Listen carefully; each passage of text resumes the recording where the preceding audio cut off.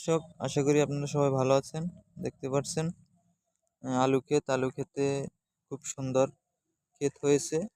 সবদিকে বিস্তৃত মাঠ এবং এটা প্রায় আমাদের দেশের ভাষায় বলে ২০ করা জমিনের ভিতরে আলু করেছেন, অনেক বড় মাঠ। এখন আলু গাছ খুব সুন্দর হয়েছে। এখন দেখতে পাচ্ছেন আলু ক্ষেতের ভিতরে আদি যুগের নাঙ্গল আছে, সেই নাঙ্গল টেনে দিচ্ছেন লোকেরা। দেখতেই পাচ্ছেন, দেখানোর চেষ্টা করতেছি কি সুন্দর আলু হয়েছে, আলু ক্ষেত হয়েছে। যে টানতেছে,